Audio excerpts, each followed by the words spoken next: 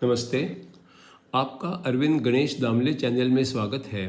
मैं अरविंद दामले प्रस्तुत कर रहा हूँ दासबोध, दशक 6, समास 10 का उर्वरित भाग। आप पसंद करें तो चैनल को सब्सक्राइब करें, लाइक करें, शेयर करें और बेल आइकॉन दबाएं। अनुभव अनुभव करना और करने वाला, तीनों बातें अलग अलग लगते हैं, तब तक द्वैत वहाँ रह जाता है। द्वैत तो सच्चा नहीं है और अद्वैत ही सच्चा होता है। अनिर्वाच्य कहना उसको उचित समझा जाता है। शब्द सुने रह जाते पहले मन को कुछ बोध हो जाता, वो तो मन तक सीमित होता, स्वस्वरूप तक ना जाता। दिन रात पृथक पृथक लगे, कारण तो सूरज होता है। सूरज ही ना रहे तो फिर कुछ फर्क नहीं हो सकता है। पूरा अर्थ समझे इस हेतु उसके तह तक जाना पड़ता। तह तक नहीं गए तो फिर ईश्वर का अनुभव ना होता। अनुभव अनुभविता अनुभाव्य सब माया से बनते हैं। माया ही ना रहे तो फिर ये कैसे हो सकते हैं। जन्म मरण कुछ भी ना जिसे, वो एक बार सो जाता है। सोते सोते कभी कभी वो सपना देखा करता है। सपनों की दुनिया में दुखी अचानक वो हो जाता है। दुख निवारण करने हेतु सद्गुरु शरण में जाता है। सद्गुरु कृपा होती है तो दुनिया मिथ्या बन जाती है। मैं आत्मा का ज्ञान होकर मैं मात्र देह ये शेष होता है।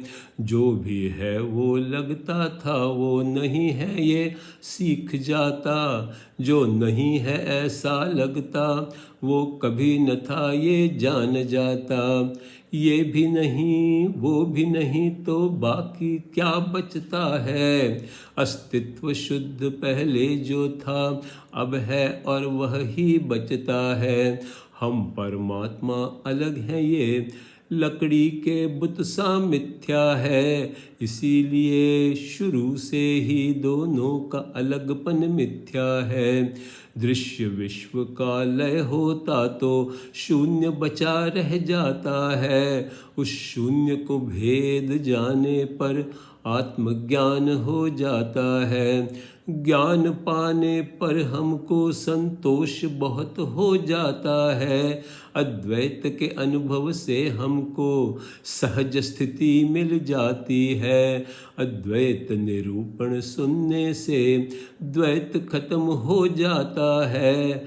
आत्मज्ञान की बात सुनो तो अज्ञान की नींद से उठता है। श्रोता जन सावध हो सुनना, शब्दार्थ को दिल से लगाना। अंदर ही अंदर का अनुभव लेना और संतोष पाना। अद्वैत विवेचन सुन लो पर वो भी माया है याद रहे। आत्मज्ञान से वो समाप्त हो, निःशब्द स्वानंद बच जाता है। अनुभव अनुभव का लेने वाला एक ही है ये जानना है।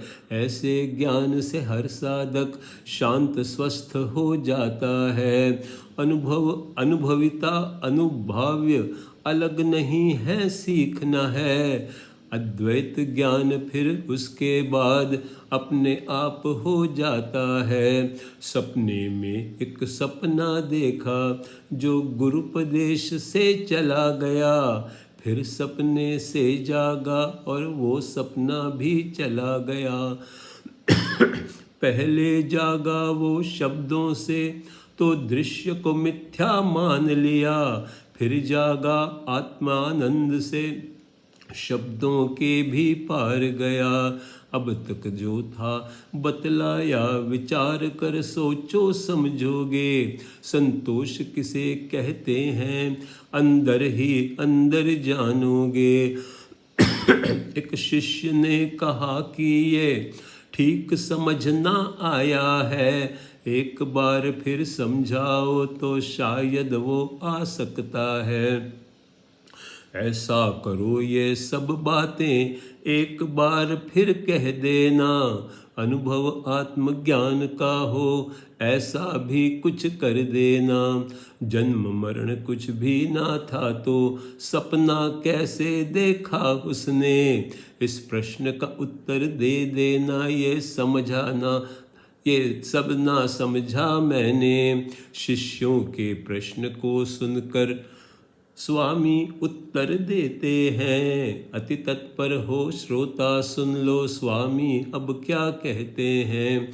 ध्यान से सुन लो अब श्रोता जन, जन्म मरण दम बिन आप ही है। सपने में सपना कैसे देखा वो भी हम बतलाते हैं। मैं आत्मा ये सत्य छुपा, मैं देह ये सपना होता है। इस देह की से दुनिया सारी, ये ही सपने का सपना है। दुनिया स्वप्नमय है लेकिन हम सपने में वो देखते हैं। सार असार की सोचो तो ऐसे विचार आ जाते हैं। सद्गुरु शरण में जाकर फिर शुद्ध स्वरूप समझ लेना। मैं सपने में हूँ इतना तो चर्चा करके समझ आना। जब आत्मस्वरूप का अनुभव लो तो शब्दकोश कम होगा। वो ही विश्राम का सच्चा स्थान यही जानना होगा।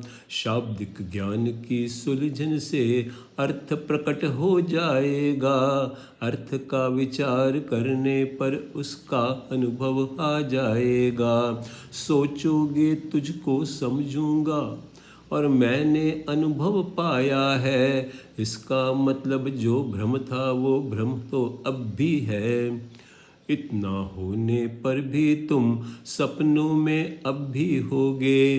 भ्रम इतने थे कि उनमें से कुछ तक अब तक भी होंगे। जाग गए पर अब भी तुम्हारी सपने की वृत्ति बाकी है। मुझे जन्म नहीं चाहिए जगने पर भी कहता है। सपने में जागृति आ जाए लगता है अनुभव आया है। ये अनुभव तो सच्चा है पर भ्रम का ही एक हिस्सा है। पूर्ण जागृति इससे भी आगे वो शब्दों में न समाती है। विवेक और विचार से आगे ये सहज स्थिति होती है। इसीलिए कहते हैं संतोष शब्दों में न समाता है।